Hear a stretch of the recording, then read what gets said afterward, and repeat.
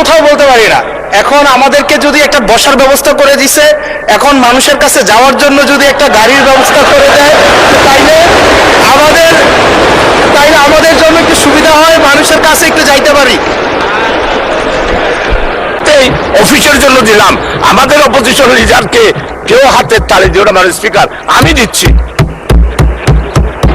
ধন্যবাদ, ধন্যবাদ মাননীয় সদস্য। ছোটদেরকে কখনো না বলতে নাই, তাদের আবদারে সবসময় হা বলতে হয়।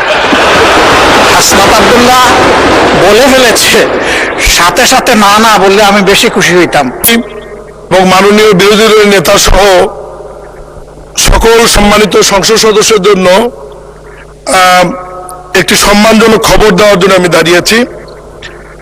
দীর্ঘদিন মাননীয় সংসদ সদস্যের একটা দাবি ছিল যে মাননীয় সংসদ সদস্যরা উপজেলা পরিষদে গেলে তাদের বসার কোনো জায়গা থাকে না, তারা কোথাও বসতে পারে না। এ ব্যাপারে কয়েকদিন আগে একজন মাননীয় সংসদ প্রধানমন্ত্রী জনাব তারেক রহমান এ ব্যাপারে প্রয়োজনীয় ব্যবস্থা গ্রহণের জন্য আমাকে নির্দেশনা দিলে আমি স্থানীয় সরকার পল্লী সমবায় মন্ত্রী সৈয়দ মির্জা ফখরুল ইসলাম স্যারের পরামর্শক্রমে প্রত্যেক উপজেলা পরিষদের দোতলায় অ্যাটাচ বাথরুম সহ আসবাবপত্র সহ মাননীয় সংসদ সদস্য মন্ত্রীদের বসবার জন্য একটি রুম প্রস্তুত করে দেওয়ার জন্য আজকেই আমরা জিও ইস্যু করেছি, ইউনোদের নামে আদেশ দিয়েছি এবং অচিরেই নতুন ভবনে এবং পুরাতন ভবনে যেখানে যে অবস্থায় আছে সেখানেই এই কক্ষর নামটি হবে পরিদর্শন কক্ষ। কারণ রুম বরাদ্দর বিধান নামে কক্ষটি থাকবে, মাননীয় এমপিরা ওখানে বসে তাদের প্রয়োজনীয় কার্যক্রম এবং সাধারণ মানুষের সঙ্গে দেখা সাক্ষাৎ এবং সময় ব্যয় করতে পারবেন। এবং উল্লেখ্য, কোনো মাননীয় সংসদ সদস্য যদি 2টি উপজেলা থাকে, 3টি উপজেলা থাকে, 4টি উপজেলা থাকে, সমস্ত উপজেলাতেই তারা অফিস থাকবে এবং বুঝতে পারবেন তারা। আমি এ ব্যাপারে পদক্ষেপ নেওয়ার জন্য মাননীয় প্রধানমন্ত্রী আমাকে নির্দেশনা দেওয়ার জন্য সকল সংসদ সদস্যদের পক্ষ থেকে মাননীয় প্রধানমন্ত্রীকে সবাইকে একটি করতালি দিয়ে অভিনন্দন জানানোর জন্য ধন্যবাদ জানাচ্ছি।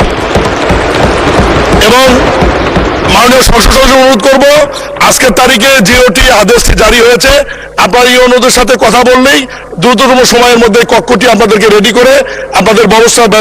ধন্যবাদ মাননীয় স্পিকার, ধন্যবাদ মাননীয় স্পিকার। ধন্যবাদ। মোহাম্মদ জাহিদুর রহমান, ঠাকুরগাঁও 3।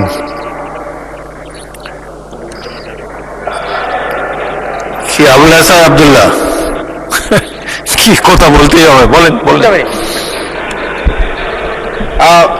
আমি সবসময় হচ্ছে বিভিন্ন মানে বিরোধিতার জন্য দাঁড়াই। আজকে থ্যাংক ইউ জানাচ্ছি যে আজকে এই ধরনের একটা সিদ্ধান্ত নিয়েছেন। আমার এই অপোজিশন থেকে আপনাদের সবাইকে থ্যাংক ইউ জানাচ্ছি যে একটা বসার অন্তত জায়গা হয়েছে। আমরা লজ্জায় একটা কথা বলি না, এখন এই পার্লামেন্টের সেকেন্ড মোস্ট জুনিয়র হিসেবে একটা কথা বলছি মানে আপনাদেরকে, সেটা হচ্ছে যে আমাদের একটা ইউনো মহোদয়ের একটা গাড়ি থাকে, উপজেলা চেয়ারম্যানের একটা গাড়ি থাকে, আমরা ভাড়ায় গাড়ি চালাইতে হয়। আমাদেরকে যদি আমরা লজ্জায় এটা বলতে পারি না, আমরা এটা লজ্জায় কোথাও বলতে পারি না।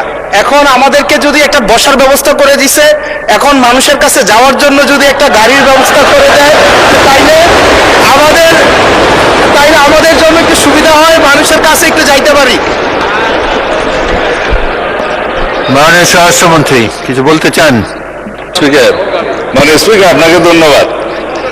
আজকে এমপিদের প্রাপ্তির পরে অপ্রাপ্তির খবরটা বলতে চাচ্ছিলাম না।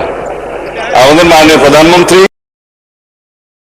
নির্বাচিত হয়েছেন, আমাদের পার্লামেন্টারি পার্টির মিটিংয়ে প্রথমেই 2টা অনুশাসন দিয়েছেন যে আমরা এমপিরা এই নতুন পার্লামেন্টে জনপ্রত্যাশা অনুযায়ী আলাদা কোনো সুযোগ সুবিধা নেব না। সেই হিসাবে তিনি অনুশাসন দিয়েছেন, একটা আইন আছে, এটা সংসদ বিষয় মন্ত্রণালয়ের অধীনে সংসদ সচিবালয় থেকেই লিড করবে। এই আইনে আমরা একটা সংশোধনে আনবো যে এই মহান জাতীয় সংসদের কোন সদস্য আমরা ট্যাক্স ফ্রি গাড়ি নেব না।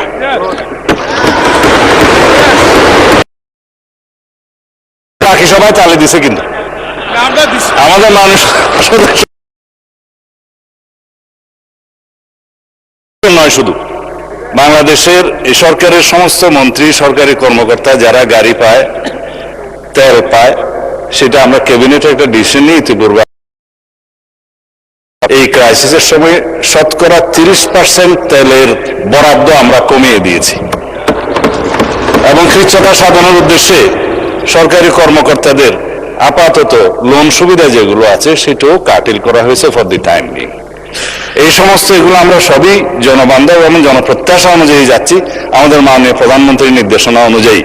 মাননীয় সংসদ সদস্য নিশ্চয়ই অফিস পেয়ে খুশি হয়েছেন, আবার গাড়ি না পেলে নাখুশ হবেন। তো সেই জন্য কিভাবে কি করা যায় সংসদ সদস্যদের যানবাহনের ব্যবস্থা, সেটা আলাদাভাবে আলাপ আলোচনা করে সরকারি দল বিরোধী দল একটা বিহিত ব্যবস্থা করার জন্য আমি মাননীয় প্রধানমন্ত্রীকে অনুরোধ জানাচ্ছি। ধন্যবাদ মাননীয় স্পিকার। মাননীয় বিরোধী দলের নেতা বলুন। ট্রেজারি একজন সদস্য, তিনি এই দাবিটা সামনে এনেছিলেন। ট্রেজারি বেঞ্চ থেকে এটাকে কগনিজেন্সে নিয়ে বাস্তবায়নের উদ্যোগ নেওয়ার জন্য আমি ধন্যবাদ জানাই। তবে একটা কথা আছে যে ছোটদেরকে কখনো না বলতে নাই, তাদের আবদারে সবসময় হা বলতে হয়। হাসনাত আব্দুল্লাহ বলে ফেলেছে, সাথে সাথে না না বললে আমি বেশি খুশি হইতাম। আমি চিন্তা করেছিলাম যে এত বড় খবরের পরে বিরোধী দল থেকে কিছু মিষ্টি খাওয়াই দিব, কিন্তু এখানে এসে বাধাগ্রস্ত হয়ে গেছি, পারলাম না, একটা ধাক্কা খাইলাম। মাননীয় স্পিকার, আপনাকে ধন্যবাদ। মাননীয় বিরোধী দলের নেতা স্বরাষ্ট্রমন্ত্রী তার শেষ লাইনে বলেছেন যে এটা তারা বিবেচনা করে দেখবেন।